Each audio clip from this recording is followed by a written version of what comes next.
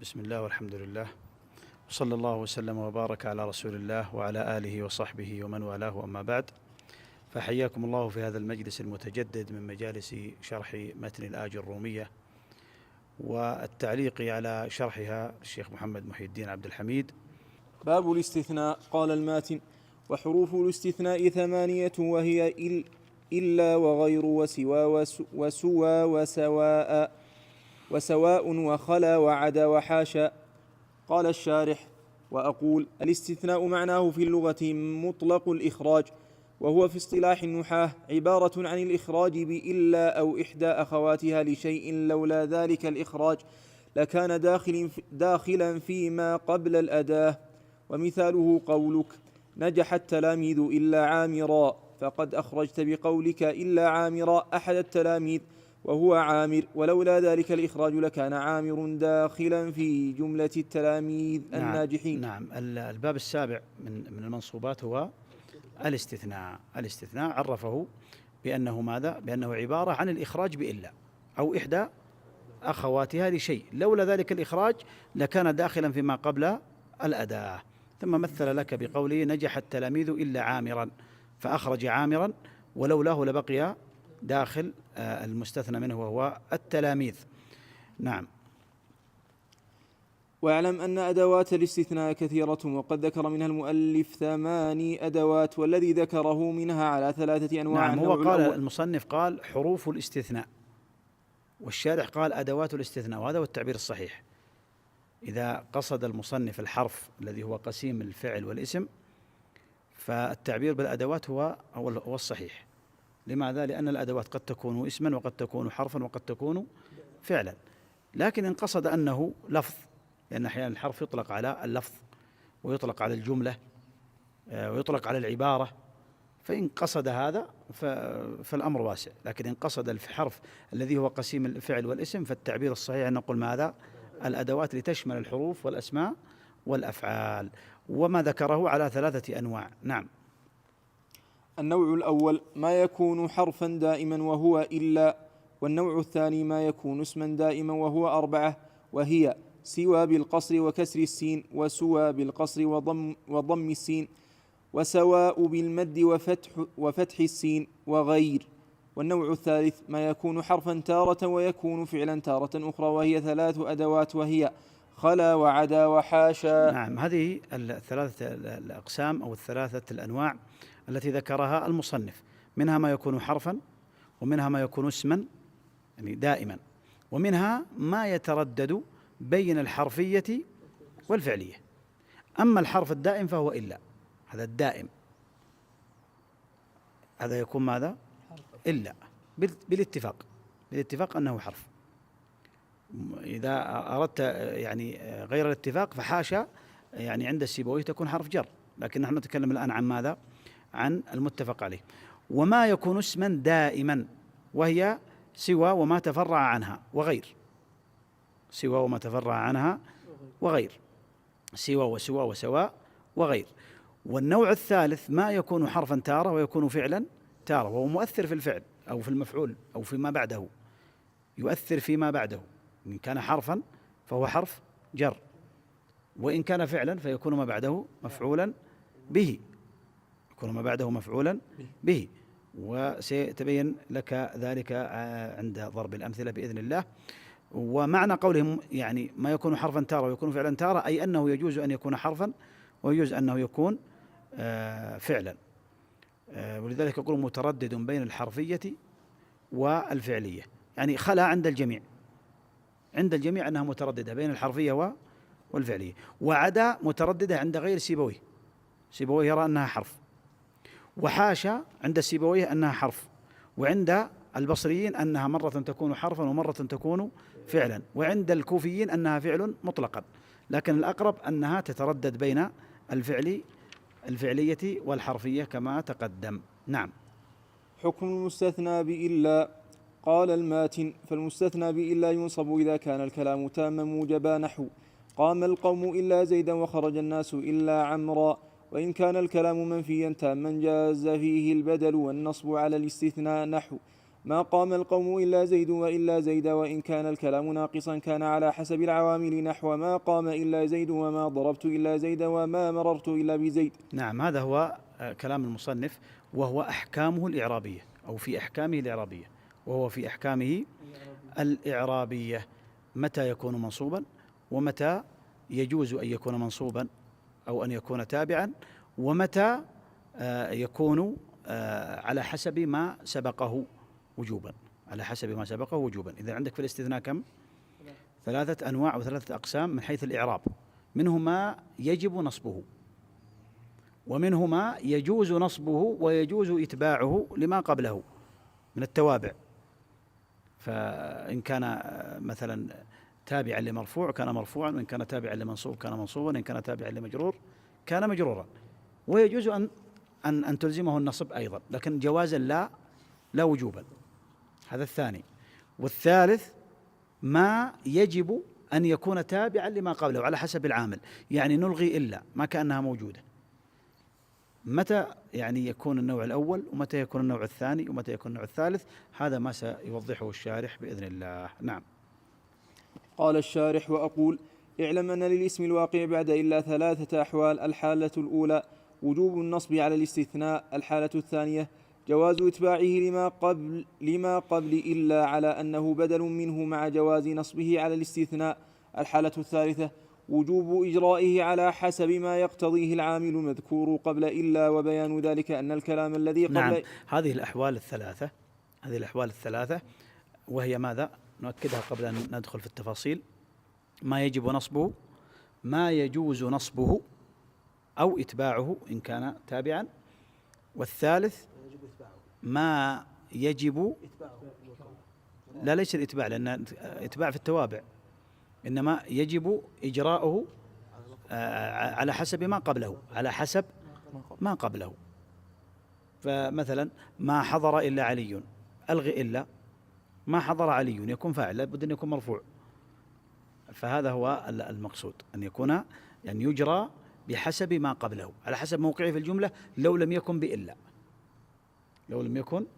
بإلا. نعم.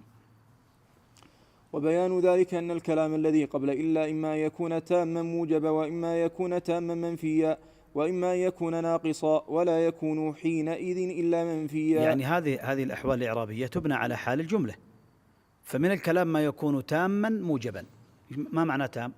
يعني المستثنى منه مذكور، والموجب أي ليس منفيا. وإما أن يكون تاما منفيا، يعني المستثنى منه مذكور فيه ولكنه ليس مثبتا وإنما منفيا، وهذه الحالة الثانية. الحالة الثالثة أن يكون ناقصا، يعني المستثنى منه غير مذكور في الجملة، وهو يعني النقص يلازم النفي، لا يكون ناقصا إلا إذا كان منفيا. فالحالة الأولى يجب فيها النصب تام الموجب، والحالة الثانية يجوز فيها النصب، وهو ما يعني إذا كان الكلام تاما منفيا. والحالة الثالثة وما يجب أن يكون بحسب ما قبله إذا كان ناقصا منفيا، والنقص يلازم النفي. بهذه الطريقة يعني أعتقد أن الأصول واضحة بإذن الله. نعم. ومعنى كون الكلام السابق تاما أن يذكر فيه المستثنى منه، ومعنى كونه ناقصا ومعنى كونه ناقصا ألا يذكر فيه المستثنى منه. هذا المستثنى الذي لا يذكر فيه المستثنى منه يسمى المفرغ، يسمى الاستثناء المفرغ عند النحاة، وهو الناقص. نعم. ومعنى كونه موجبا أن لا يسبقه نفي أو شبه النهي والاستفهام. نعم، ألا يسبقه نفي أو شبهه. ما شبه النفي؟ كما تقدم معنا مرارا، النهي والاستفهام.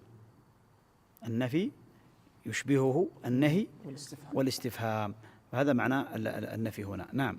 ومعنى كونه ناقصا ألا يذكر فيه المستثنى منه، ومعنى كونه موجبا. معنى الموجب، نعم، معنى الموجب ألا يسبقه نفي ولا شبهه من النهي والاستفهام. النهي والاستفهام شبه النفي، هذا معنى الموجب ألا يسبقه النفي أو شبهه. نعم. ومعنى كونه منفيا أن يسبقه أحد هذه الأشياء، يعني يسبقه النفي أو النهي أو الاستفهام. الآن سيفصل لك التام الموجب الذي يجب نصبه، والتام المنفي، التام المنفي الذي يجوز نصبه ويجوز إتباعه بحسب ما يعني بحسب المتبوع. والثالث ما يجب أن يكون في موقعه الحقيقي لو حذفت إلا، يعني بحسب ما قبله. هذا يعني قسمة الأحكام الإعرابية على هذه الأنواع الثلاثة. نعم. فإن كان الكلام السابق تاما موجبا وجب نصب الاسم الواقع بعد إلا على الاستثناء، نحو قولك قام القوم إلا زيدا، وقولك خرج الناس إلا عمرا، فزيدا وعمرا مستثنيان من كلام تام لذكر المستثنى منه، وهو القوم في الأول والناس في الثاني، والكلام مع ذلك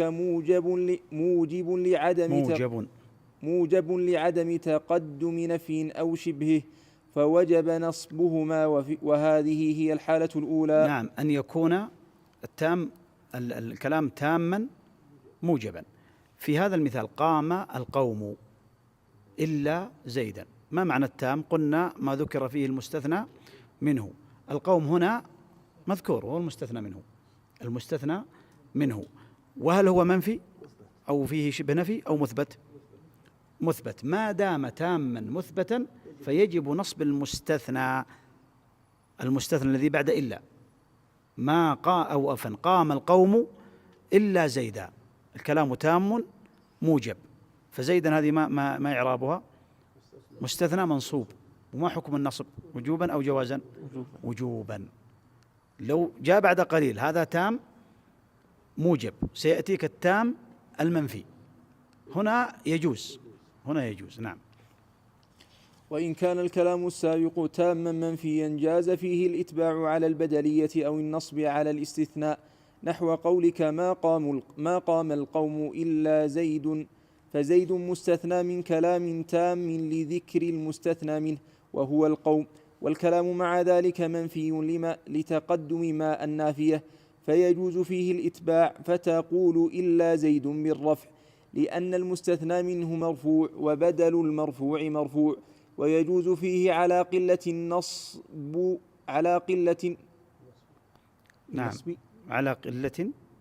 ويجوز فيه على قلة النصب على الاستثناء، فتقول إلا زيدا، وهذه هي الحالة الثانية. الحالة الثانية أن يكون تاما منفيا، فيجوز لك الإتباع ويجوز لك النصب. ما قام القوم إلا زيد، أو تقول إلا زيدا. ما وجه زيد وما وجه زيدا؟ زيد بدل، أحسنت، بدل من القوم. طيب القوم مرفوع فيكون زيد مرفوع. لماذا أتبعت؟ لأنه منفي، أحسنت، لأنه منفي تام. طيب ولماذا نصبت زيدا؟ على الاستثناء. ولذلك أنت لو لزمت النصب في التام سواء كان موجبا أو منفيا لم تلحن. لكن هنالك أحيانا يعني قد يعدل الإنسان إلى البدل أو الإتباع، وهو أشهر وأفصح أن يتبع. لذلك قال ويجوز على قلة النصب على الاستثناء. فعلى كل حال بيان هذا يعني مهم جدا. طيب وإن كان مثلا لو قال مثلا ما قام من القوم، نقول ماذا على الإتباع؟ ما قام من القوم إلا زيد، ويجوز إلا زيدا. أحسنتم، على الإتباع وعلى الاستثناء. طيب الحالة الثالثة: وإن كان الكلام السابق ناقصا ولا يكون إلا منفيا كان المستثنى على حسب ما قبل إلا. ما كأن إلا موجودة، يعني تعامل الكلام على أن إلا غير موجودة. هذا في الناقص، والناقص لا يكون إلا منفيا. نعم. فإن كان العامل يقتضي الرفع على الفاعلية رفعته عليها. نعم، رفعته عليها، نحو ما حضر إلا علي، وإن كان العامل يقتضي النصب على المفعولية نصبته عليها، نحو ما رأيت إلا عليا، وإن كان العامل يقتضي الجر بحرف من حروف الجر جررته به، نحو ما مررت إلا بزيد. وهذه هي الحالة الثالثة. نعم. المستثنى الآن الحالة الثالثة ما يكون فيه الكلام ناقصا منفيا، فهذا على حسب ما قبله. طيب نأخذ الآن الأمثلة. ألغي إلا في الأمثلة، ماذا تقول لو ألغيت إلا؟ ما حضر علي، يعني هب أن إلا غير موجودة، هذا في الناقص المنفي. ما رأيت عليا، ما مررت بزيد، يعني كأن إلا غير موجودة. حقيقة يعني هناك وقفة مهمة جدا. الاستثناء نوعان من حيث العموم، إما استثناء متصل وإما استثناء منقطع أو منفصل. الاستثناء المتصل ما ضابطه؟ أن يكون المستثنى من جنس المستثنى منه، كما ترى في هذه الأمثلة، تجد زيد بعض من القوم أو من جنس القوم، ويعني إلى آخره من الأمثلة. وهناك المستثنى المنقطع، وهو أن يكون المستثنى من غير جنس. طيب مثل ماذا؟ مثل ما جاء مثلا القوم إلا حمارا. طيب هل الحمار من جنس القوم؟ ليس من جنسه، وفي مناسبة معنوية أحيانا تذكر على يعني لقصد البلاد أو قصد، لكن الكلام هنا في جنس الشيء ليس من جنسه. الاستثناء المنقطع يجب إلزامه النصب. انتبه، يعني لا بأس إذا كان منفي ناقص لك الوجهان لا إشكال، لكن هذا في الاستثناء المتصل. لكن إن كان الاستثناء منقطعا بمعنى أن المستثنى من غير جنس المستثنى منه وجب النصب. طيب فسجد الملائكة كلهم أجمعون إلا إبليس. ماذا يعني ما نصب أو عفوا ما علامة الكلمة هنا؟ النصب. إلا إبليس. لماذا؟ يعني قبل أن تنظر في التمام وفي النقصان وفي غيره انظر إلى الاتصال والانقطاع. المتصل ممكن تنظر في هذه الأحوال الثلاثة، أن يكون تاما موجبا، أن يكون تاما منفيا، أن يكون ناقصا منفيا، وتجريها على ما سمعت. وأما المنقطع فمباشرة ألزمه ماذا؟ ألزمه النصب. فإذا رأيت يعني إلزام المستثنى النصب فعليك أن تنظر أولا، ربما قصد أن يبين لك أن المستثنى ليس من جنس المستثنى منه. ولهذا لو قال شخص ما قام من القوم قال إلا حمارا وادعى عليه أحدهم، هل له حجة هنا؟ ويقول أنا نصبتها لأنه ليس من جنسهم، فأنا أتكلم عن الحمار الحقيقي مثلا. فيعني هذا من الأشياء المهمة.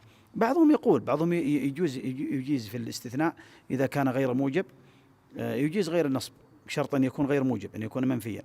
إذا كان منقطعا غير موجب. واستدلوا واستشهدوا بقول الشاعر: في بلدة ليس بها أنيس إلا اليعافير وإلا العيس. اليعافير اللي هي الظباء، والعيس الإبل، وليست من جنس الإنس. فقالوا إنه يجوز، والشاعر قال هنا ماذا؟ قال اليعافير والعيس، ولكن هذا في ماذا؟ هذا في المنفي. هذا في المنفي. هناك وجه آخر لكن خرج، بعضهم قال إنه يعني ضرورة، وبعضهم قال إنه يجوز، وهذا مذهب الكوفيين. مذهب الكوفيين أنه يجوز. طيب أين النفي هنا؟ في بلدة ليس بها أنيس إلا اليعافر مع أنه منقطع، لكن قالوا في المنفي يجوز أن يجوز غير النصب. هذا مذهب الكوفيين، لكن الأصل ما ذكرت لك أن المنقطع يلزم ماذا؟ يلزم النصب. نعم. المستثنى بغير وأخواتها. نعم. قال الماتن: والمستثنى بغير وسوى وسواء مجرور لا غير. نعم. هو الآن الكلام في ماذا؟ في المستثنى بغير وفي أخواتها. المستثنى بماذا؟ بغير وأخواتها. الاسم الواقع بعد إحدى هذه الأدوات ما حاله، ثم الأداة نفسها ما حالها. هل تقول غيري؟ فالكلام في هذا الباب على أمرين.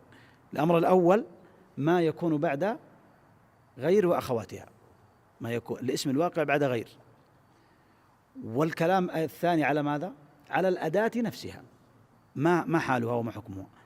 ما سبق تلزم حالة واحدة، الأدوات السابقة، لكن التي هي إلا تلزم حالة واحدة، لكن غير قد تقول غير، قد تقول غير، وقد تقول غيري. فما حال الاسم بعدها وما حال الأداة نفسها. نعم، تفضل. قال الشارح: وأقول الاسم الواقع بعد أداة من هذه الأدوات الأربعة يجب جره بإضافة الأداة إليه. أما الأداة نفسها فإنها تأخذ حكم الاسم الواقع بعد إلا على التفصيل الذي سبق. يعني يقول لك الاسم الواقع بعد أداة من هذه الأدوات الأربعة يجب جره بالإضافة، يعني ما بعد غير وسوى ما تفرع عنها وغير، سوى وسوى وسواء وغير يكون مجرورا، ما بعد هذه الأدوات يكون مجرورا. انتهينا من الاسم الواقع بعدها. وأما الأداة نفسها فنعاملها معاملة الاسم الواقع بعد إلا،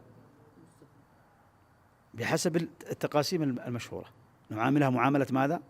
الاسم الذي وقع بعد إلا، مع أنها أداة استثناء لكن نعاملها معاملة المستثنى في إلا. نعم، أو مع إلا. فإن كان الكلام تاما موجبا نصبتها وجوبا على الاستثناء. نصبتها. فإن كان الكلام تاما موجبا نصبتها وجوبا على الاستثناء، نحو قام القوم غير زيد. طيب، قام القوم غير زيد تام مثبت ليس فيه نفي، وهو تام مذكور فيه المستثنى منه. طيب، غير ما حكمها هنا؟ تلزم النصب، يعني كحال الاسم الواقع بعد إلا. نعم. وإن كان الكلام تاما منفيا أتبعتها لما قبلها أو نصبتها، نحو ما يزورني أحد غير الأخيار أو غير الأخيار. وإن كان الكلام تاما منفيا، هنا قلنا قد تتبع وقد تنصب، الذي هو الاسم بعد إلا، فهنا ينتقل الحكم إلى غير نفسها. فإن كانت مع الكلام التام المنفي فيجوز أن تكون تابعة لما قبلها، ويجوز أن تنصب على الاستثناء. ما يزورني أحد غير، فهذا على الإتباع، أحد غير، وعلى الاستثناء غير، هذا إذا كان الاستثناء متصلا. إذا كان الاستثناء منقطعا فتلزم ماذا؟ فتلزم النصب. طيب، ما إعراب هنا في الأول؟ لو رجعني إلى قام القوم غير زيد، قام القوم معروف أنه فعل وفاعل، وغير ممكن نقول، ولكن الأفضل نقول اسم منصوب على الاستثناء وهو مضاف، وزيد مضاف إليه مجرور، لأنه تقدم أن ما بعد غير يكون ماذا؟ يكون مجرورا. طيب، الحالة الثالثة أن يكون ناقصا. وإن كان الكلام تاما منفيا أتبعتها لما، وإن كان الكلام ناقصا منفيا أجريتها على حسب العوامل، نحو لا تتصل بغير الأخيار. طيب، لا تتصل بغير، فغير هنا مجرورة. طيب، والاستثناء ما نوعه؟ ناقص منفي. طيب، فلا تتصل بغير الأخيار، فهي حرف الباء حرف جر، وغير اسم مجرور. طيب، لا تأخذ غير حقك، أو نقول غير حقك، غير. نعم، أحسنت، مفعول به. طيب، لا يؤخذ غير ولا غير على حسب موقعها، تعرب على حسب موقعها. هذا ما يتعلق بالمستثنى بغير وأخواتها. المستثنى بعدا وأخواتها. قال الماتن: والمستثنى بخلا وعدا وحاشا يجوز نصبه وجره، نحو قام القوم خلا زيدا وزيد وعدا عمرا وعمر وحاشا بكرا وبكر. يعني أنه يجوز أن يكون ما بعدها مجرور إذا عاملتها على أنها ماذا؟ على أنها حرف فيكون ما بعدها مجرور، تكون هي حرف جر. وإن عاملتها على أنها فعل فيكون ما بعدها منصوبا. طيب، هذه مترددة على التقسيم الذي ذكرت لكم، لكن هي مترددة بين الحرفية والفعلية. يعني يجوز أن تكون حرفا فيكون ما بعدها مجرور، تكون هي حرف جر، ويجوز أن تكون فعلا فيكون ما بعدها منصوبا. إلا في حال واحدة، وهو ما إذا اتصلت بما، إذا اتصلت بما، إذا قلت ما عدا، ما حاشا، ما خلا، فلا تكون إلا فعلا، فلا يكون ما بعدها إلا منصوبا. نعم. قال الشارح وأقول: الاسم الواقع بعد أداة من هذه الأدوات الثلاث يجوز لك أن تنصبه ويجوز لك أن تجره، والسر في ذلك أن هذه الأدوات تستعمل أفعالا تارة، وتستعمل حروفا تارة أخرى على ما سبق. فإن قدرتهن أفعالا نصبت ما بعدها على أنه مفعول به، والفاعل ضمير مستتر وجوبا. وإن قدرتهن حروفا خفضت ما بعدها على أنه مجرور بها. ومحل هذا التردد. نعم، إن قدرتهن أفعالا فيكون ما بعدها منصوبا على أنه مفعول به، وإن قدرتهن حروفا فيكون ما بعدها اسم مجرور على أنها حرف جر. طيب، أين يكون هذا التردد ومتى يجب أن تكون فعلا؟ نعم. ومحل هذا التردد فيما إذا لم تتقدم عليهن ما المصدرية، فإن تقدمت على واحدة منهن ما هذه وجب نصب ما بعدها. وسبب ذلك أن ما المصدرية لا تدخل إلا على الأفعال، فهن أفعال البتة إن سبقتهن. فنحو قام القوم خلا زيد يجوز فيه نصب زيد وخفض. قام القوم خلا زيدا يجوز فيه خلا زيد أو خلا زيد، يجوز أن تقول خلا زيد ويجوز أن تقول خلا زيدا، على أن إذا قلت خلا زيد على أن خلا حرف، وإن قلت خلا زيدا على أنها فعل. طيب، وإن قلت ونحو قام القوم ما خلا زيدا لا يجوز فيه إلا نصب زيد، والله سبحانه تعالى أعلم. لماذا لا يجوز إلا النصب؟ إنها أصبحت فعلا لماذا؟ بوجود ما المصدرية. نعم. باب لا. نعم. شروط إعمال لا عمل إن.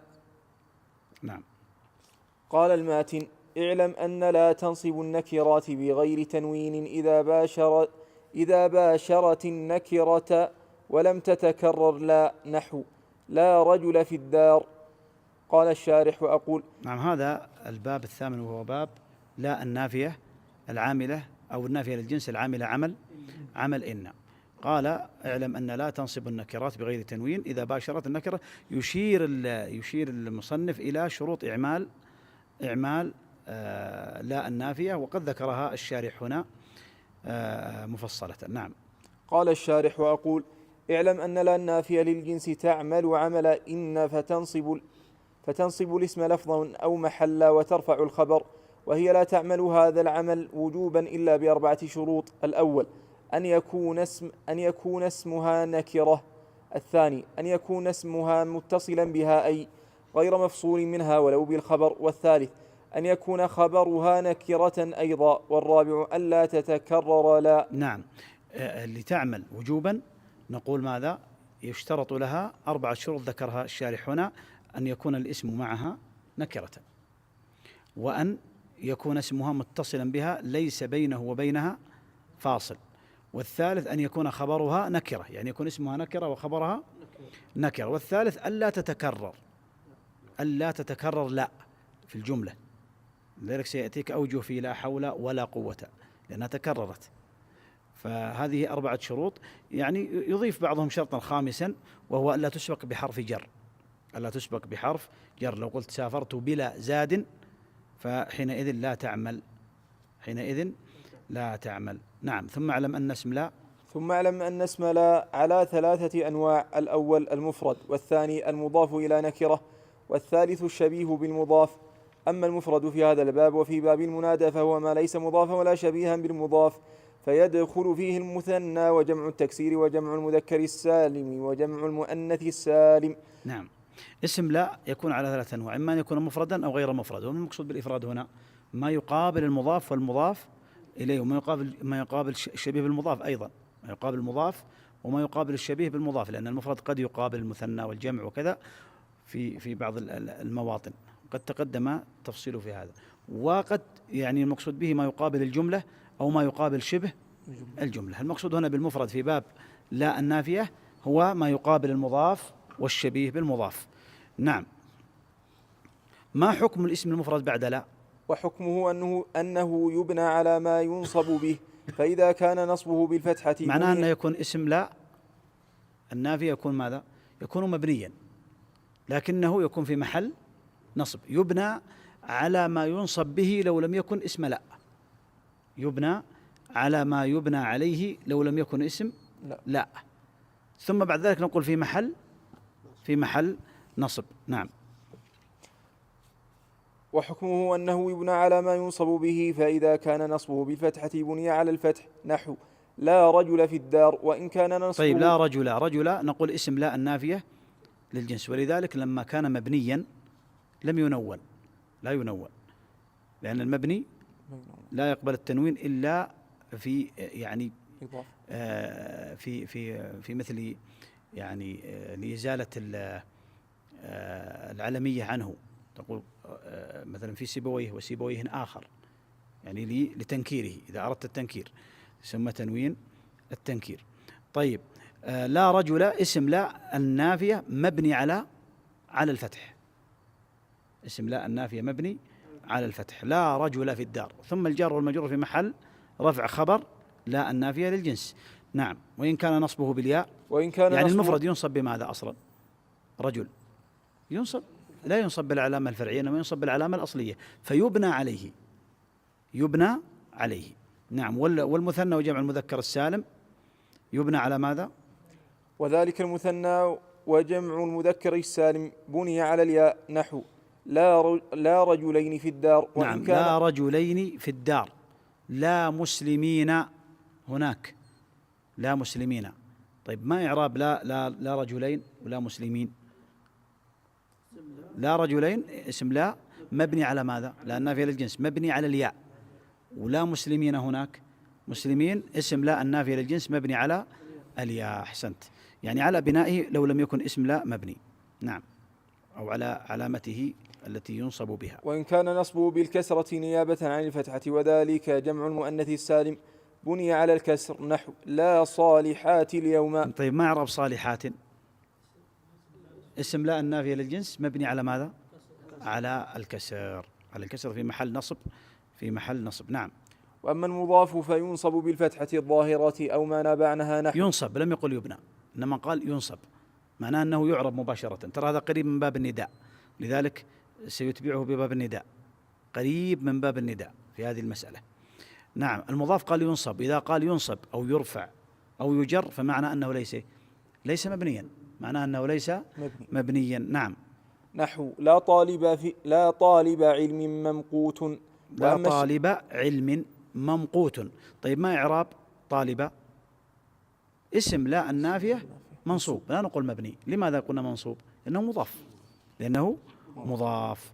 نعم. وأما الشبيه بالمضاف، وأما الشبيه بالمضاف وهو ما اتصل به شيء من تمام معناه، فمثل المضاف في الحكم، أي ينصب بالفتحة، نحو لا مستقيما حاله بين الناس. الشبيه بالمضاف وما يتصل به شيء من تمام معناه، لا مستقيما حاله، خلاص. لا طالعا جبلا، وهكذا. ما حكمه؟ يكون منصوبا، لذلك تجده نون. طيب الأمثلة هذه نطبق عليها الشروط سريعا. مثلا لا رجل في الدار، هل اسمها نكرة؟ طيب هل اتصل بها؟ نعم. هل تكررت؟ لا، لم تتكرر. طيب لا رجل مثلا، لا، أو مثلا لا طالب غائب أو غائب. نعم. لا طالب غائب، تجد أن اسمها نكرة وخبرها نكرة، وأنه لم يفصل بين لا واسمها بفاصل، وأنها لم تتكرر، انطبقت الشروط. طيب ماذا لو اختلت الشروط؟ سيأتيك الآن كلام المصنف والشارح. نعم. قال الماتن: فإن لم تباشرها وجب الرفع ووجب تكرار لا، نحو لا في الدار رجل ولا امرأة، فإن تكررت جاز إعمالها وإلغاؤها، فإن شئت قل لا رجل في الدار ولا امرأة، وإن شئت قلت لا رجل في الدار ولا امرأة. قال الشارح: وأقول قد عرفت أن شروط وجوب عمل لا عمل إن 4، وهذا الكلام فيه بيان الحكم إذا اختل شرط من الشروط الأربعة السابقة. يعني الكلام الآن فيما لو اختل شرط من هذه الشروط، فاختل التنكير أو حصل الفصل أو تكررت، لا. أعطاك المصنف بعض الأشياء والشارح سيوضحها الآن. نعم. وبيان ذلك أنه إذا وقع بعد لا معرفة طيب، وجب. إذا وقع بعد لا معرفة ما الذي اختل؟ تنكير في اسم لا، وجب إلغاء لا وتكرارها. نعم. نحو لا محمد زارني ولا بكر. نعم، إذا وقع بعد لا معرفة اختل شرط تنكير الاسم، فما العمل؟ نلغي لا ونكررها. لا محمد زارني ولا بكر، تجد أن لا لم تعمل هنا، إلا لو قال لا محمدا، ما سر الرفع هنا؟ اختلال شرط، لأن محمد ماذا؟ معرفة، لأن محمد معرفة. وتجد أنه لما الأصل لا محمد ولا بكر، لا محمد ولا بكر، لا محمد زارني ولا بكر زارني، لماذا كررنا لا؟ لماذا تكررت لا؟ لأنه ألغي عملها، لأن الاسم جاء ماذا؟ جاء معرفة، فيلزمنا أمران: الأمر الأول أن تهمل لا فلا تعمل، والأمر الثاني أن تكرر في الجملة. نعم. وإذا فصل بين لا واسمها فاصل ما وجب كذلك إلغاؤها وتكرارها، نحو لا فيها غول ولا هم عنها ينزفون. فغول مبتدأ مؤخر، وفيها متعلق بمحذوف خبر مقدم، ولا نافية مهملة. طيب، لماذا لم تعمل؟ لماذا لم يقل غولا أو غولا؟ والأصل أن يكون لا غولا. لماذا لم تعمل لا النافية هنا، فلم يبنى الاسم معها على الفتح؟ للانفصال. نعم، للانفصال. أحسنت. ما الذي فصل؟ فيها. فلذلك لم تعمل. إذن إذا فصل بين لا واسمها، إذا فصل بينهما فاصل وجب إلغاؤها والتكرار. لا فيها غول ولا هم عنها ينزفون، وتعرب على أنها مبتدأ وماذا؟ وخبر، والخبر مقدم وهو الجار والمجرور. طيب، الحالة الثالثة لو تكررت لا. وإذا تكررت لا لم طبعا من الشروط ألا تتكرر لا. طيب، أخذنا على الأمثلة السابقة وبقي عندنا ألا تتكرر لا. ما الحكم لو تكررت لا؟ نعم.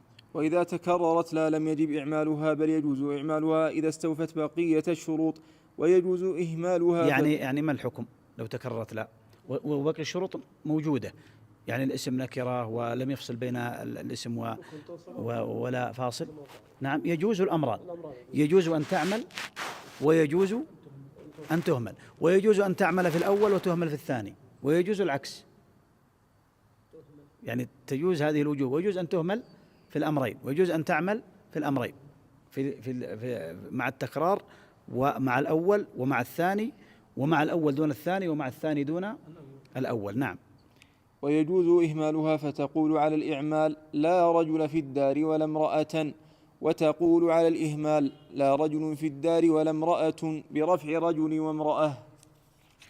نعم. ولذلك مثلا في لا حول ولا قوة إلا بالله قالوا لك فيها كم؟ 5 أوجه بالإعمال، فتقول ماذا؟ لا حول ولا قوة. الشروط موجودة سوى التكرار، فيجوز لك أن تعملها فتقول لا حول ولا قوة، ولك أن تقول لا حول ولا قوة، لا حول ولا قوة. قالوا الأول بالعمل، والثاني لا، ليس بالإهمال فقط، وإنما بالعطف على المحل، ولهذا خرجت عن البناء إلى التنوين. ويجوز لك لا حول ولا قوة بالإهمال في الأمرين، ويجوز لك لا حول ولا قوة بعمل الأول وإهمال الثاني، ويجوز لك لا حول ولا قوة بإهمال الأول وإعمال الثاني، لا حول ولا قوة. قالوا هذه 5 أوجه. بهذا انتهى ما يتعلق بلا النافية، وننتقل إلى المنادى. باب المنادى. قال الماتن: المنادى 5 أنواع: المفرد، العلم، والنكرة المقصودة، والنكرة غير المقصودة، والمضاف، والشبيه بالمضاف. قال الشارح: وأقول: المنادى في اللغة هو المطلوب إقباله مطلقا، وفي اصطلاح النحاة هو المطلوب إقباله بيا أو إحدى أخواتها، وأخوات يا هي الهمزة، نحو أزيد أقبل، وأي نحو أي إبراهيم تفهم، وأي نحو أي شجر الخابور ما لك، أيا شجر الخابور ما لك مورقا، كأنك لم تجزع على ابن طريف. نعم. وهي نحو وهي نحو هيا محمد تعال. نعم، هذه الأدوات، ويتكلم عن أدوات النداء، فيها الهمزة وفيها الياء وفيها أي وفيها أيا وفيها أو وفيها وي وفيها هيا ويصيح من فرح هيا ربي إلى آخره، وبعضها للقريب وبعضها للبعيد وبعضها يصلح للقريب والبعيد. وأم الباب ياء. أحسنت. الآن يهمنا الأحكام الإعرابية، ثم المنادى على 5 أنواع ذكرها المصنف وسيذكرها الشارح، وأريد أن ألخصها لك يعني إجمالا ثم نقرأها بإذن الله. هناك ما يبنى على ما يرفع به لو لم يكن منادى، وهو العلم، وما في العلم المفرد وما في حكم العلم وهو النكرة المقصودة. وهناك ما ينصب وهو ما سوى ذلك، وهو ماذا؟ النكرة غير المقصودة والمضاف والشبيه بالمضاف. إذن عندك مبني وعندك منصوب، مثل ما قلنا في اسم لا، عندك مبني وعندك منصوب. المبني في النداء هو العلم والنكرة المقصودة. هذه ننظر هذا الاسم يرفع بماذا لو لم يكن منادى، ثم نبنيه عليه، ثم نقول في محل نصب، لأن المنادى من أقسام المفعول به ومن المنصوبات، فنبنيه أولا على ما يرفع به، ثم ماذا؟ ثم نجعله في محل نصب. وهناك قسم آخر وهو ما ينصب مباشرة، النكرة غير المقصودة والمضاف والشبيه بالمضاف. كلام الشارح سيأتي على هذا بإذن الله. نعم.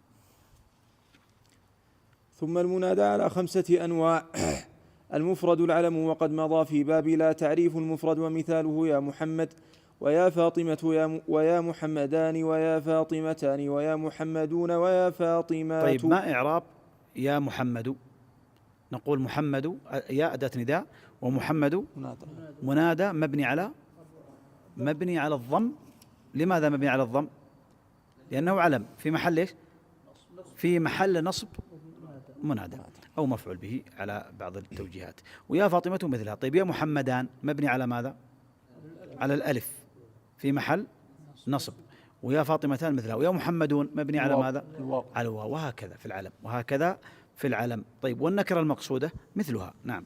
الثاني النكرة المقصودة، وهي التي يقصد بها واحد معين مما يصح إطلاق لفظها عليه، نحو يا ظالم تريد واحدا بعينه. فيا ظالم ويريد، ونكرها لكنه يريد بها معينا، فتأخذ حكم العلم بجامع التعيين. بجامع ماذا؟ بجامع التعيين. فتقول ظالم منادى مبني على الضم في محل نصب. هذا ما يبنى في النداء، ما سوى ذلك ينصب. نعم. ثالثا النكرة على الأصل، ينصب على الأصل لأنه الأصل في النداء. نعم. ثالثا النكرة غير المقصودة، وهي التي يقصد بها واحد غير معين، نحو قول الواعظ يا غافلا تنبه، فإنه لا يريد واحدا معينا بل يريد كل من يطلق عليه لفظ غافل. إذا تكلم المتكلم في كلمة فقال يا غافلا، فما إعراب يا غافلا؟ أولا منادى منصوب. طيب، لماذا منصوب؟ لأنه نكرة غير مقصودة.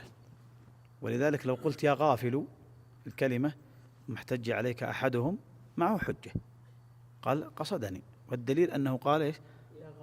فهذه نكرة مقصودة، فهو يقصدني. فأنت بين أمرين، إما أن تقول أجهل، وإما أن تقول أقصد، وكلاهما مر، وكلاهما نتيجته يعني عسرة. فلذلك ماذا تقول؟ تقول ماذا؟ تقول يا غافلا. لو احتج عليك الحجة معك، تقول أنا ما قصدته لأني نصبته، والنصب في النحو يعني يكون في النكرة غير المقصودة وليس في النكرة المقصودة، وليس في النكرة المقصودة. نعم. الرابع المضاف نحو يا طالب العلم اجتهد. الخامس الشبيه بالمضاف، وهو ما اتصل به شيء من تمام معناه، سواء أكان هذا المتصل به مرفوعا به نحو يا حميدا فعله، أم كان منصوبا به نحو يا حافظا درسه، أم كان مجرورا بحرف جر يتعلق به نحو يا محبا للخير. نعم، من المنصوبات المضاف يا طالب العلم. طيب، ومن المضافات مثلا يا شخص اسمه أبو أحمد، مضاف ومضاف إليه، كيف تناديه؟ لماذا؟ لأنه مضاف، لأن المنادى مضاف منصوب هنا وعلامة نصبه الألف. وطيب تقول يا إذا أردت أن تنادي شيخك تقول ماذا؟ يا شيخنا أو يا شيخنا؟ شيخنا. لماذا؟ لأنه مضاف، شيخ مضاف وناء مضاف إليه مجرور. وكذلك الشبيه بالمضاف، سواء كان هذا الشبيه قد رفع ما بعده كما في قولك يا حميدا، المهم أنك نصبت يا حميدا، يا حميدا فعله، أو كان ما بعده منصوبا يا حافظا درسه على حسب العامل هنا، أو كان مجرورا بحرف يتعلق به يا محبا للخير. المهم أن المنادى هنا ماذا؟ منصوبا. نعم. قال الماتن: فأما المفرد العلم والنكرة المقصودة فيبنيان على الضم من غير تنوين، النحو يا زيد ويا رجل، والثلاثة الباقية منصوبة. نعم، على حسب ما تقدم، على حسب ما تقدم تفصيله. هناك في الحقيقة تفاصيل في باب النداء وأحواله مع تكرر المنادى وغيره، لكن يهمني أمر واحد وهو تابع المنادى. تابع المنادى تابع المنادى تابع المنادى هذا إما أن يكون بدلا أو معطوفا مجردا من ال، ما أن يكون بدلا أو معطوفا. أنتم تعلمون أن البدل والعطف من التوابع، فتابع المنادى إما أن يكون بدلا وإما أن يكون معطوفا مجردا من ال، فهذا تناديه على أنه منادا مستقل. مثلا أستاذك مثلا اسمه أحمد،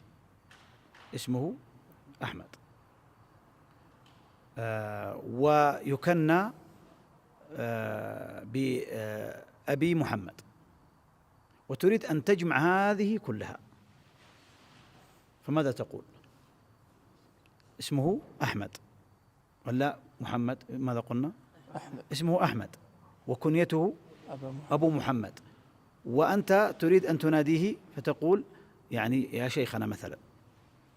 فكيف تجمع هذه يعني المنادى هذا بصوره وأشكاله التي مرت بك؟ فيها مضاف وفيها علم. ماذا تقول؟ تقول يا شيخنا أحمد أبا محمد. أحسنت، يعني كأنه منادى مستقل. هذا إذا كان بدلا أو معطوفا مجردا من ال. ما سوى ذلك تلزمه النصب، يعني مع النعت، مع التوكيد. طيب مثلا قلت يا صديقي العزيز، الآن تابع المنادى العزيز الذي هو الصفة. طيب يا صديقي العزيز ليس إلا النصب، يا صديقي العزيز. ويعني طيب يا زيد الفاضلة ولا الفاضل؟ الفاضلة. لماذا؟ لأنه ليس بدلا وليس معطوفا مجردا من ماذا؟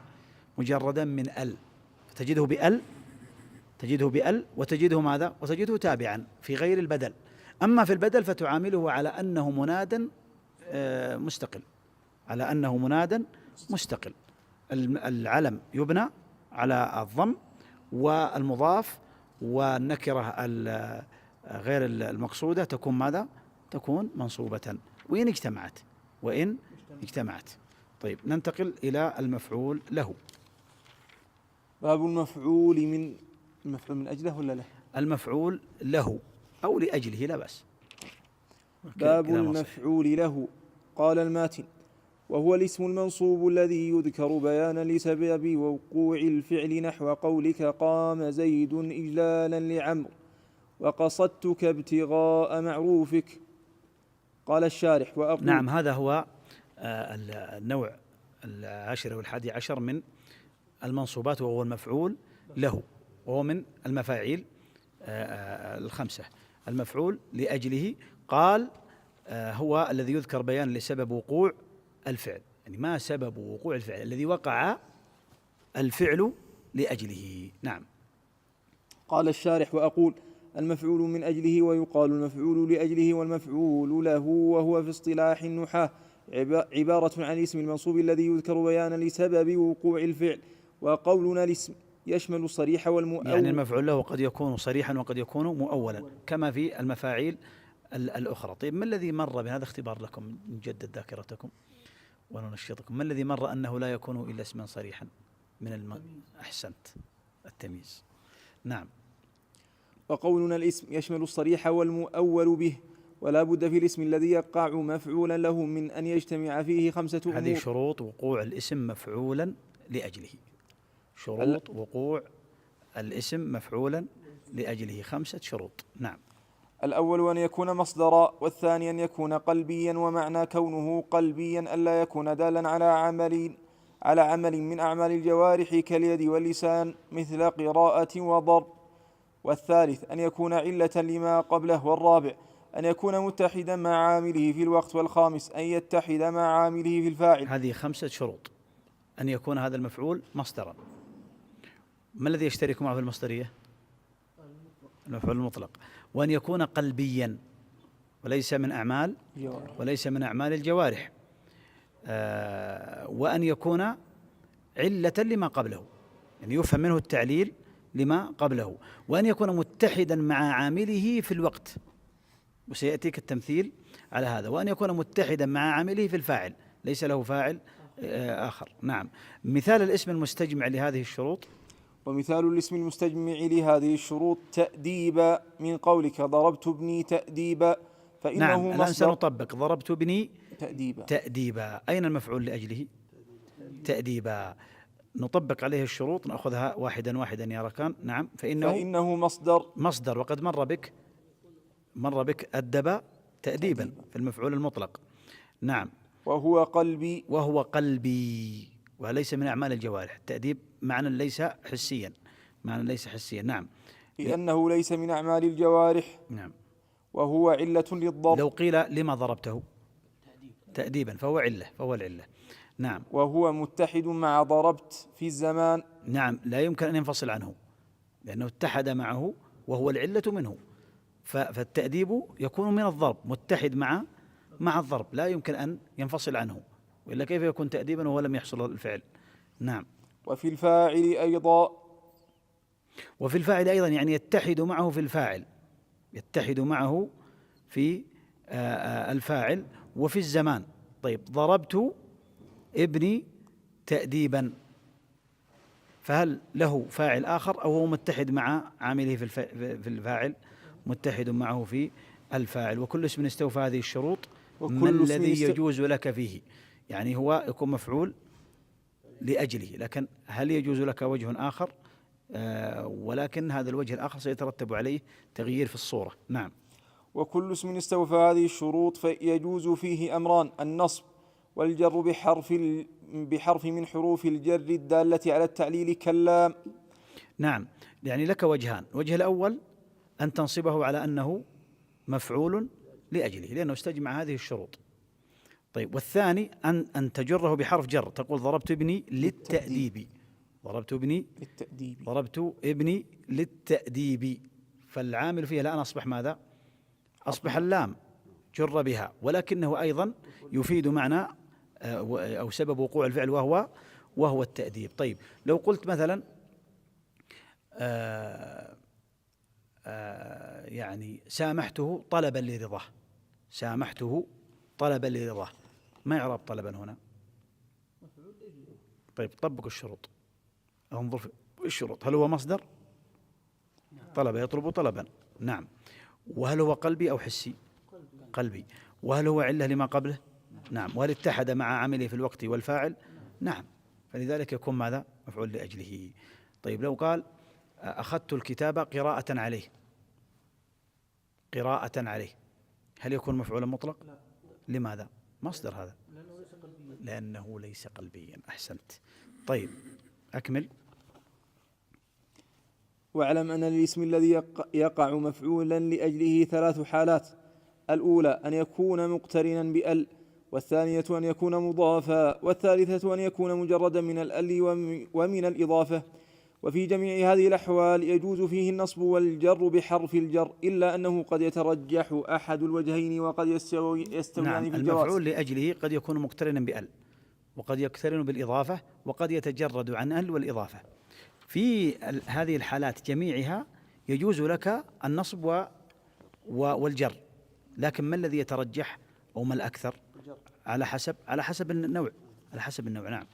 فإن كان مقترنا بالأل فالأكثر فيه أن يجر بحرف جر دال على التعليل، نحو ضربت ابني للتأديب ويقل نصبه.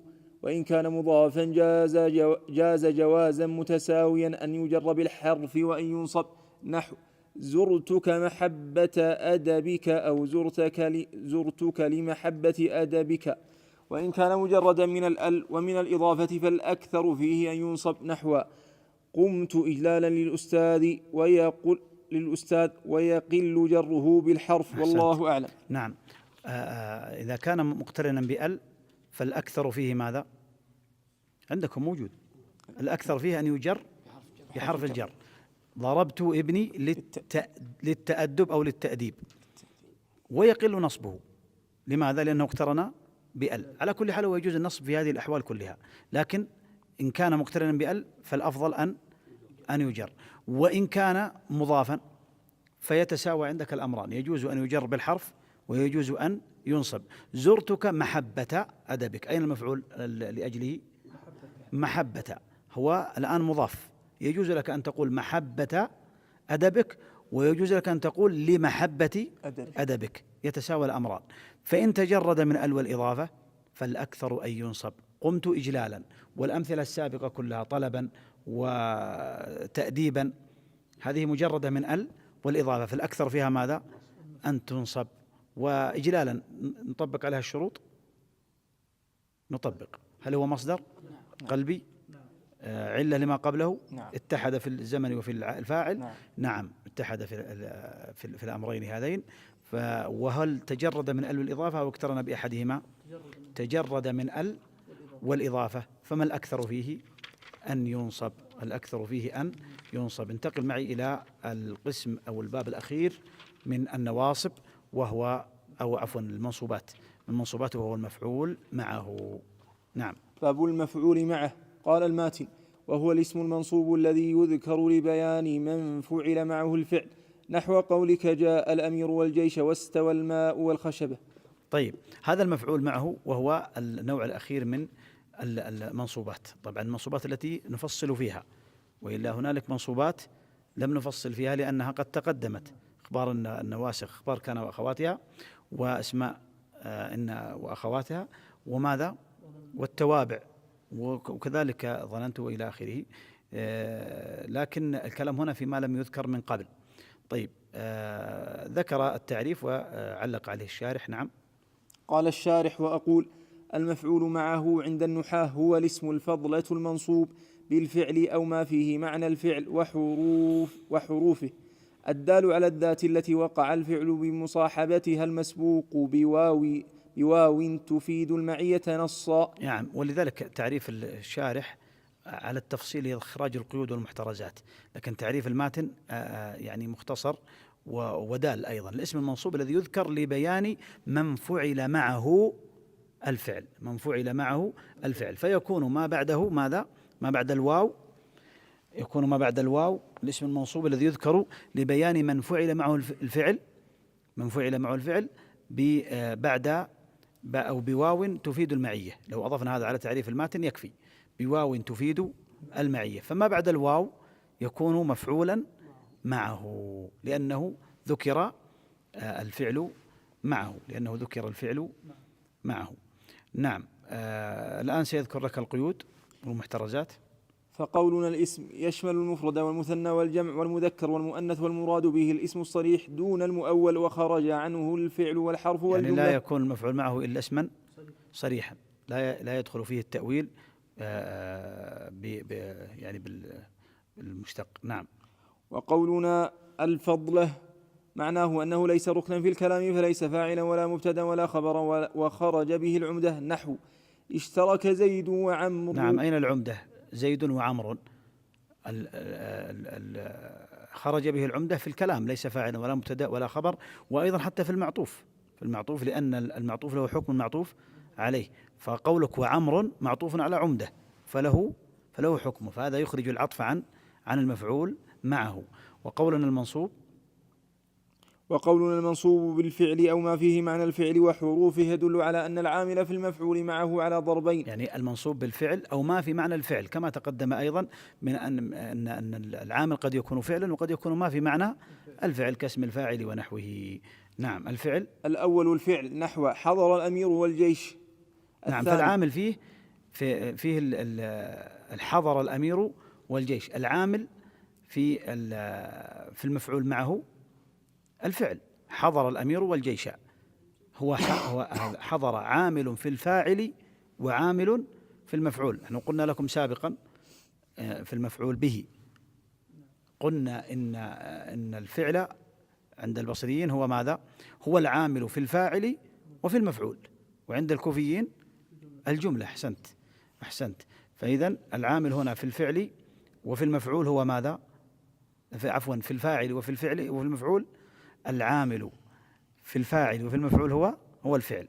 نعم. والثاني وقولنا الثاني الاسم الدال على معنى الفعل المشتمل على حروفه، كاسم الفاعل الأمير حاضر والجيش.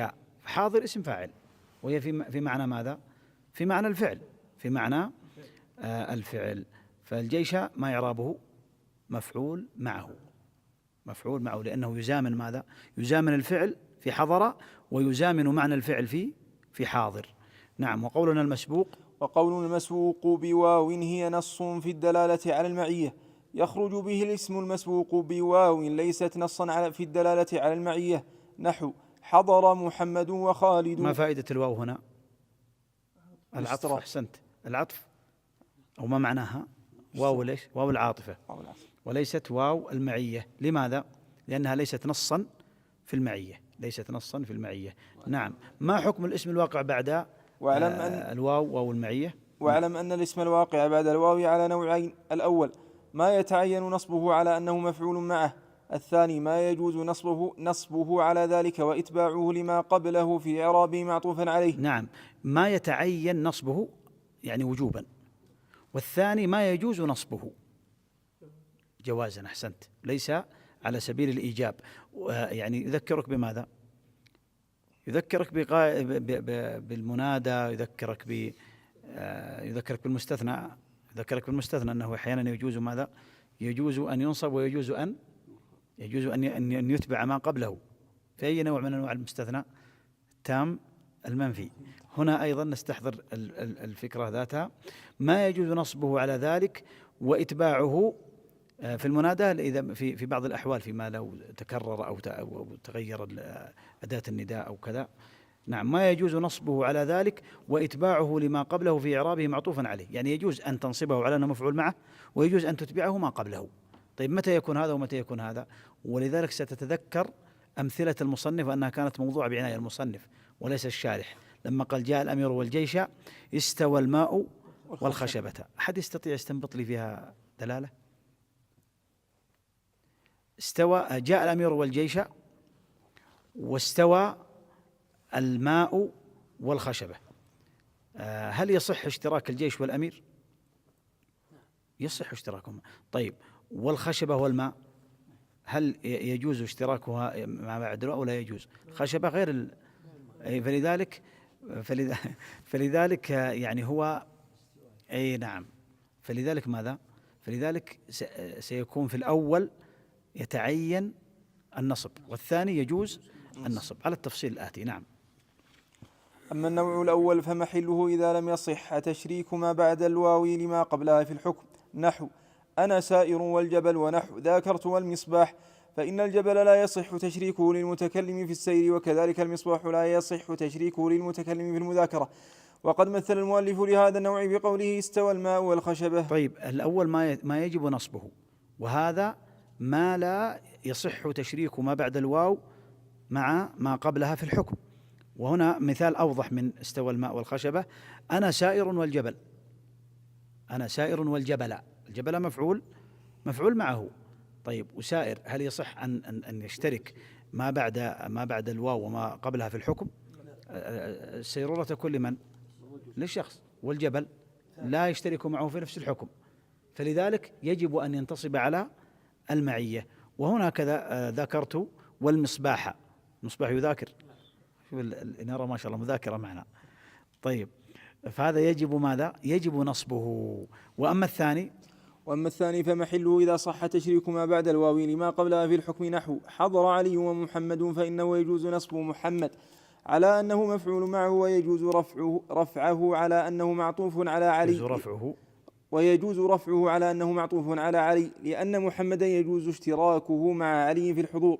وقد مثل المؤلف لهذا النوع بقوله جاء الأمير والجيش. طيب، جاء محمد وعلي، هل يصح أن يشتركا في المجيء؟ يصح أن يشتركا في المجيء. جاء علي وجاء محمد عادي، فيجوز أن يكون مرفوعا لأنه ماذا؟ تابعا، أو لأنه تابع للمرفوع. يجوز أن يكون مرفوعا لأنه تابع للمرفوع، ويجوز أن ينصب على أنه مفعول معه. يعني لك الوجهان. إذا سمعت شخصا يقول يعني جاء علي ومحمدا، فهو يقصد المعية، يقصد المزامنة في نفس الفعل.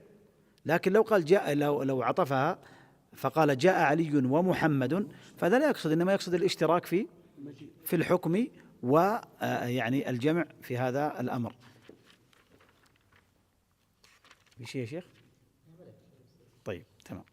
هذا ما يتعلق بالمعية. لذلك متى يجوز لك أن تنصبه على المعية أو أن تتركه على التبعية؟ إذا صح أن يشترك ما بعد الواو وما قبلها في الحكم جاء، وما بعد الواو علي، وما قبل الواو محمد، هل يصح أن يشترك في المجيء؟ نعم. فيجوز لك أن تقول جاء محمد وعلي، أو علي ومحمد، فتتبع المعطوف عليه. متى؟ إذا أردت مطلق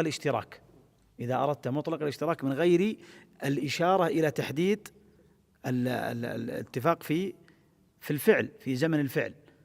لكن إن أردت أن تجمع بينهما في زمن الفعل فتقول جاء محمد وعليا، ويكون عليا مفعول معه لقصد المزامنة أو الإشارة إلى زمن وقوع الفعل، وأنه فعل معه، وأن الفعل يعني كان واحدا ومتحدا لما تكلمنا عن الشروط قبل قليل.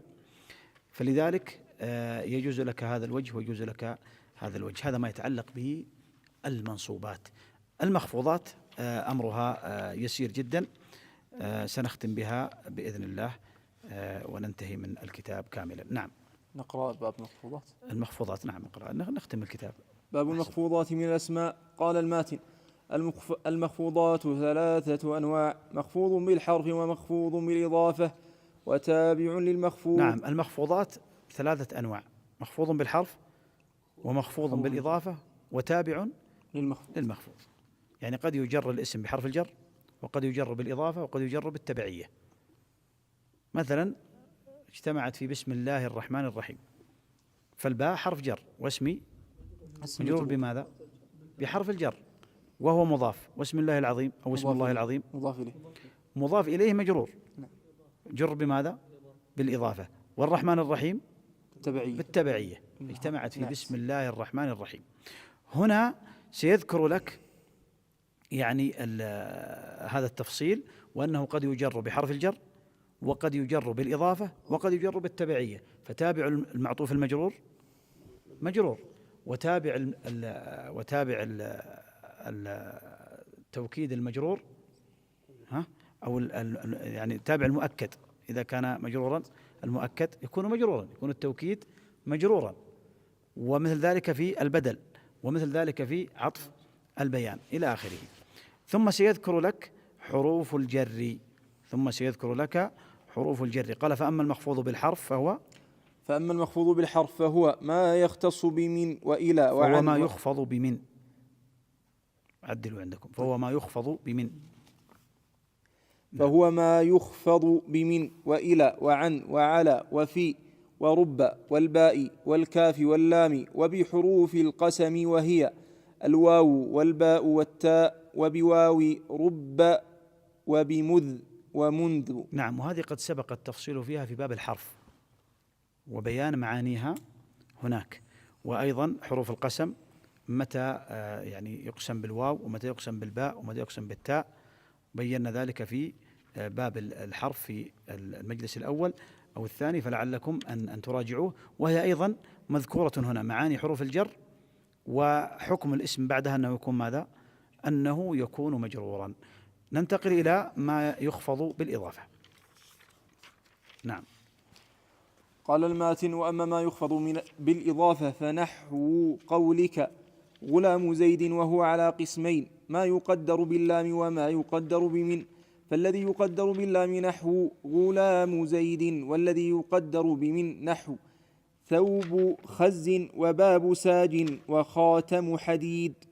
نعم. قال الشارح ما يخفض بالإضافة هو النوع الثاني من المخفوضات. فقال نحو قولك غلام زيد، ثم ذكر التقدير الذي تكون عليه الإضافة، إما أن يقدر باللام، وإما أن يقدر بمن، وإما أن يقدر بفي، سيذكرها الشارح، إما أن يقدر بفي. وعلى كل الأحوال يكون المضاف إليه ماذا؟ مجرورا بماذا؟ بالإضافة، سواء كانت هذه الإضافة على معنى اللام أو على معنى من أو على معنى في. وهذا هو الأهم عندك، لأن الإضافة فيها نسبة، فتريد أن تحول هذه النسبة وأن تعرف معنى هذه النسبة، فتقدر أحد هذه الحروف. نعم. قال الشارح القسم الثاني من المخفوضات المخفوض بالإضافة، وهو على 3 أنواع. ذكر المؤلف منها نوعين: الأول ما تكون الإضافة فيه على معنى من، والثاني ما تكون الإضافة فيه على معنى اللام، والثالث ما تكون الإضافة فيه على معنى في. أما ما تكون الإضافة فيه على معنى من فضابطه أن يكون المضاف جزءا وبعضا من المضاف إليه، نحو جبة صوف، فإن الجبة بعض الصوف وجزء منه، وكذلك أمثلة المؤلف. نعم. أما ما تكون الإضافة فيه على معنى من فله ضابطه أن يكون المضاف جزءا من المضاف إليه، تكون هنا من للتبعيض لأنها جزء منه. جبة صوف أي جبة من صوف، وهذا يريحك في بعض الأشياء تريد أن تقدر الحرف، فتلجأ إلى هذا. إذن هذا هو الضابط الأول، وهو ما يكون بمعنى من، أن يكون المضاف جزءا من أو بعضا من المضاف إليه. جبة صوف. وقال وكذلك أمثلة المؤلف. ممكن نستخرج من أمثلة المؤلف ما يدل على هذا المعنى. أحسنت. ثوب خز وباب ساج وخاتم حديد، يعني خاتم من حديد، والتمس ولو خاتما من حديد. باب ساج ثوب خز يعني ثوب من خز. نعم. وأما ما تكون الإضافة فيه على معنى في، وأما ما تكون الإضافة فيه على معنى في فضابطه أن يكون المضاف إليه ظرفا للمضاف، نحو قوله تعالى بل مكر الليل، فإن الليل ظرف للمكر ووقت يقع المكر فيه. فيكون التقدير ماذا؟ بل مكر في الليل، فالمضاف إليه مجرور بالإضافة، وهو على تقدير ماذا؟ على تقدير فيه. أحسنت. نعم. وأما ما تكون الإضافة فيه على معنى اللام فكل ما لا يصلح فيه أحد النوعين المذكورين، نحو غلام زيد وحصير المسجد. نعم. غلام زيد وحصير المسجد، التقدير غلام لزيد وحصير المسجد. لماذا نوع الأمثلة هنا الشيخ الشارح؟ هو على معنى اللام؟ لا، ليس التعريف، ولكن على نوع اللام. غلام لزيد، هذه اللام للملكية. وحصير المسجد، حصير للمسجد للاختصاص. أحسنت. طيب، ما الفرق بين لام الملكية ولام الاختصاص؟ لام الملكية تكون بين ذاتين، ولام الاختصاص تكون بين ذاتين، لكن مع لام الملكية يتصور من أحد الذاتين تملك الآخر. غلام لزيد فتكون لام الملكية. وفي الاختصاص لا يتصور من أحدهما التملك. حصير المسجد أي حصير للمسجد، فهذه تكون لام الاختصاص. طيب ومعنى لام الاستحقاق؟ تكون بين معنى وذات. تكون بين معنى مثل الحمد لله، فما نوع اللام في لله؟ للاستحقاق. لماذا؟ لأنها بين معنى وذات، فلهذا نوع المصنف هنا. نعم. قال وقد ترك المؤلف الكلام على القسم الثالث من المخفوضات، وهو المخفوض بالتبعية، وعذره في ذلك أنه قد سبق القول عليه في آخر أبواب المرفوعات مفصلا. نعم. قال ترك المؤلف الكلام على القسم الثالث من المخفوضات، وقال أن يخفض بحرف الجر أو يخفض بالإضافة أو يخفض بالتبعية. ما عذره في ذلك؟ قال عذره أنه قد تقدم ذكرها في أبواب التوابع. نعم. أبواب التوابع أين مرت بنا؟ في المرفوعات، على أن الأصل أن المرفوع يتبع، أن المرفوع يكون تابعا، لا عفوا، أن المرفوع يكون يتبعه. نعم المرفوع. التوابع إن كان التابع مرفوعا، إن كان المتبوع مرفوعا فيكون التابع مرفوعا. ثم بعد ذلك انسحب الكلام على المنصوبات والمجرورات. هناك انسحب الكلام بعد ذلك على المنصوبات والمجرورات، من أنه إن كان المتبوع منصوبا فيكون التابع منصوبا، وإن كان المتبوع مجرورا فيكون التابع مجرورا. فلهذا يعني اكتفى بذكر المجرورات هناك. يعني إذا قلت سلمت على زيد وأردت أن تصفه بأنه فاضل، ماذا تقول؟ سلمت على زيد الفاضل. طيب هذه الصفة ما سبب جرها؟ النعت، التبعية، ليست بحرف الجر ولا بالإضافة. نعم. ثم قال والله سبحانه أعلى وأعلم وأعز وأكرم. نعم. ونحن نقول والله سبحانه وتعالى أعلى وأعلم وأعز وأكرم. تم بهذا شرح متن الآج الرومية، الشرح الثاني للمتن والتعليق الأول على شرحها في 11 مجلسا، والحمد لله على التمام والكمال. ونسأل الله عز وجل العفو والغفران، ونسأله العلم النافع والعمل الصالح. وقد حاولت أن يعني أودع فيه ما لا يسع جهله وما يغني عن غيره بإذن الله سبحانه وتعالى. فإن أصبنا فمن الله وحده، وإن أخطأنا فمن أنفسنا والشيطان، ونستغفر الله عز وجل لذلك. وبقيت متممات وأبواب مهمة، لعل الله سبحانه وتعالى ييسر مجلسا لهذه التتمات كما تقدم في أول الحديث. وأيضا للجانب التطبيقي نأخذ سورة من سور القرآن الكريم ثم نعربها معا لنطبق ونستفيد من هذه الأبواب التي درسناها. ونسأل الله أن يوفقنا وإياكم إلى كل خير، ونلتقي على الخير وعلى العلم النافع بإذن الله سبحانه وتعالى. والله أعلم وأحكم، صلى الله وسلم على نبينا محمد. جزاكم الله خيرا على حضوركم وعلى تفاعلكم وعلى استمراركم وعلى صبركم. السلام عليكم ورحمة الله وبركاته. جمعية الدعوة والإرشاد وتوعية الجاليات بأبها، بالدعوة نحيا.